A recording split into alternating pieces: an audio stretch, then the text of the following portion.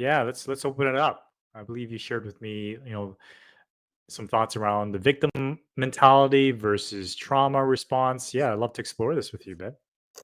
So what do you got? Yeah, what's been getting my goat a little bit is people are talking about trauma. It's everywhere.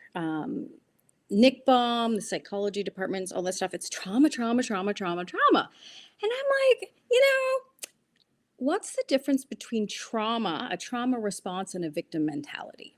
That's what I want to throw out there is that question. So, are you saying, because I was a little bit confused there, trauma is what happens to you, it's the facts, and then the victim mentality is how we respond to it in a way, in the No, story? not quite. I mean, it's semantics, right? It can be very confusing. I think it's very subjective based on the victim mentality. What is the victim mentality? So there's the trauma and there's a trauma response, right? So I could say that the trauma is based on my interpretation of the event. The event happened. There's no meaning to it. My parents were comparing me to other kids. It's just an event. Exactly. I made no Mhm. meaning to it. Yeah. It's neutral. There's no good or bad Yep. to it. It's just Mhm. that as a kid, I associate that to myself as not good enough. So that's the trauma. Well, That's for me isn't that a is a break from my true self. So I believe trauma is a separation from God, a separation from my divinity in who I am. And that's just part of the human experience. And so then with that trauma of the story, which I believe is the victim mentality of the story I tell myself, I respond by being restless. I respond by being hyperactive and hyperproductive.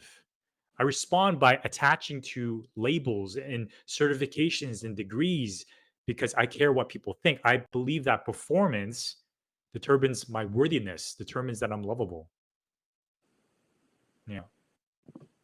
okay? Because I guess for me, a victim mentality is, oh, poor me, poor me, poor me, and can't have a positive relationship because my mom always was dating a lot of series of men.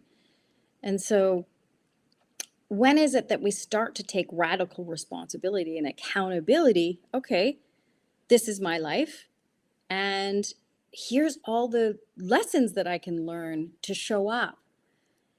Um, because some people do, like you said, very different things with the same behavior. Someone can take what someone says one way and someone else takes it another way, and it's different based on different people. Like, is my life changing for the better? Yeah. So I want to make that distinction of like I moved from being a victim where oh poor me to not having that part be seen at all to Mm, allowing that part to be seen without judgment. It's wholeness, it's integration, and then moving forward from that new place. mm, yeah, I think there's a when people are unaware of their victim, then you become aware of your victim and the potentiality of moving forward instead of being stuck on that hamster wheel doing the same thing over and over again. I'm curious what Remus was saying there. Mm, yeah, he says Ah, I have the same problem. I couldn't get it out of my fucking head. Yeah, the head, it's a trap, it becomes I liken it to a tangled knot, and there's more knots that get tangled in it the more thoughts I have. Remus says if I say I'm great, I'm just lying to myself. I'm being fake and not my authentic self. Mm. Thanks for right. sharing. So, how do we be our authentic self, which is both negative experiences, positive experiences, every type of emotion under the sun, and show up that way? How can we just allow people to show up that way? For me, victim mentality is kind of repetitive stories that keep people stuck in their head versus truly experiencing what they've been through. So, trauma, if I were to define it, is an experience that we have where our nervous system is overwhelmed and we don't know what to do with it. And so it gets tucked somewhere very conveniently in our body as a symptom, Or we have these adaptive patterns. Maybe we're super people pleasy with our parents, or we run away and hide and we avoid things. So there's all these different ways that we can go about adapting to survive. And then as we get older, it's like, okay, now I want to be in my body. I want to live my life. I want to be authentic. And I think this is coming a time in our culture where we're all like, screw that. I'm going to buck the system. I'm going to do different things. I am going to be myself. Yet at the same time, it's as we're busting out of these shackles and these things of the different parts of ourselves that we hide, sometimes we leave a bit of a wrecking mess behind. um, as we've repressed ourselves in this little ball, it's like we have to like use force to get out, and that force itself um, can be a little disconcerting. It can hurt people around us, which isn't necessarily a bad thing. Um, if we can communicate what it is that we are experiencing. Um, I think awareness and communication is like something that like I wasn't brought up with. I see people still aren't able to, and I'll take ownership for myself. It's like, oh wow, gee, I just felt slighted in a way, and what is this feeling in my body of this aggravation? And sometimes I just want to hang on to it. I'm like, I like this feeling. I like feeling aggravated and annoyed, and I think I'm just going to hang on to it for a while, and I'm going to own that I'm doing that until I want to not do it anymore. And Yeah. I It's don't like know a where I'm going conscious with this. decision. It's a conscious decision, right? Like just like if me having a pity party, it's a conscious decision for me to vent. And it's a conscious decision to take ownership too as part of that. It's I think a key part of having a healthy pity party, if I were to judge, is ownership. Is taking responsibility for our feelings, thoughts, actions, and outcomes, and having someone hear me. A big piece of this is like the awareness. I love that you shared about awareness. Is I am not my story. I am not my victim. And when I can name my victim just like that, it creates separation.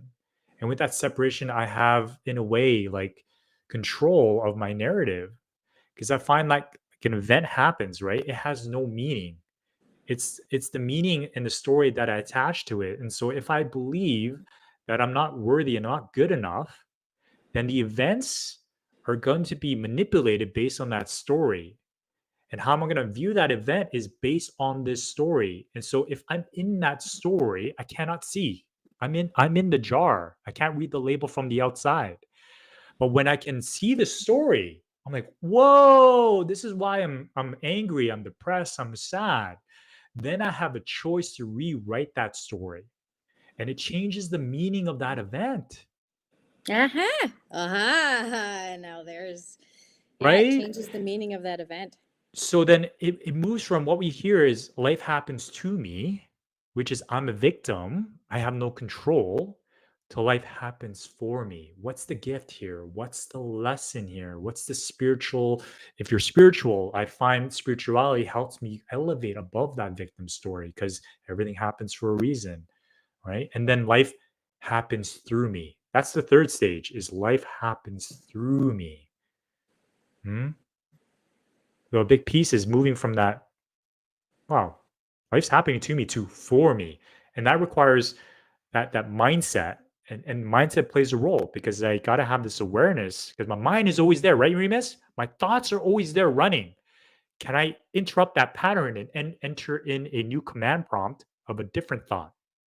Okay. So that when I experience my emotions, I'm judging it less. I'm talking about myself. When I have that conscious awareness, the mindset of, yeah, what can I learn from this? How can I experience and be with this? Then I'm less judgy and I allow those emotions, my anger, my sadness, my grief to just be present with myself,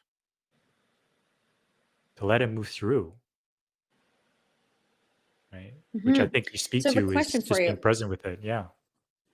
How, because I'm sure some people are wondering, because you're saying, yeah, okay, well, let's rewrite the story. And when we rewrite the story, then the reason for that event happening changes based on our mind and our story and our perception Mhm. of reality.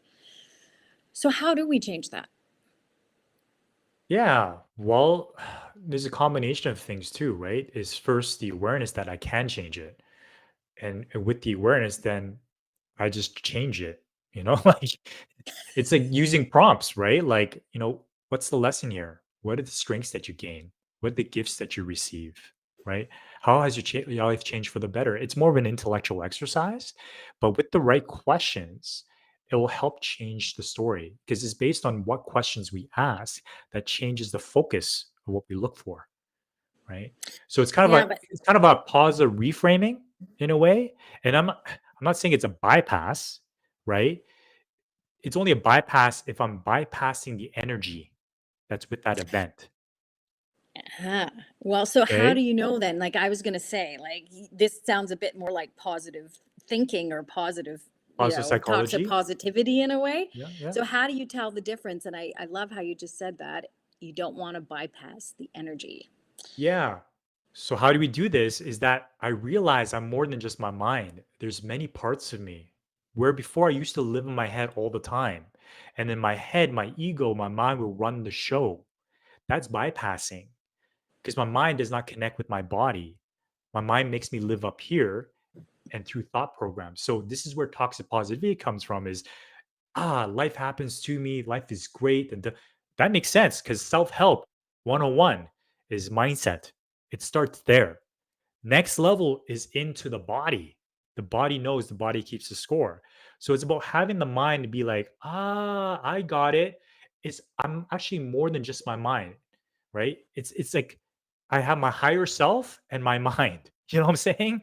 There's actually different levels of consciousness that is in my being. When I realized that, I'm like, oh my God, right? I'm rewriting a story, but I'm actually not feeling the feelings. So how can I still rewrite the story? Because I still need to go about my day, right? Mindset's important. They'll also allow my body to experience what it needs to experience, if that makes sense. Right. So it's as if like I have a conscious awareness that's separate from my mind and body that is navigating it. Maybe it's my soul, my spirit, a higher self, right? That's directing it. It's a beautiful thing. Yeah. Hmm. I know I love to get into the energy of it or the emotions of it or the body sensations because if I think I'm not good enough, I feel heavy, I feel depleted, and I go about my day with that in mind. And so a lot of people talk about the chicken or the egg. Is it my thoughts or my emotions? Do my emotions cause my thoughts or my thoughts cause my emotions? I always love this part of it. And that is that emotions are energy in motion. Energy's always moving. And it tends to be our thoughts, our judgments that stop it from moving. And I always, you probably almost hear on every single live, I always talk about Einstein because it is the most simple and profound thing, his energy law. Energy can't be created or destroyed, only transformed. And so to get out of a victim mentality or trauma or PTSD or all of those different types of energy systems that are running in us, there's lots of ways of going about it. But one of them is simply universal law. If you can't create energy, why are you trying to? I had one lady say she was doing affirmations once, and she was like, she's just trying to beat it into her head, and it didn't seem to be working. And so, positive affirmations, like you said, Andre, unless we feel them, they're just up here, and they don't interrupt the story or what's happened.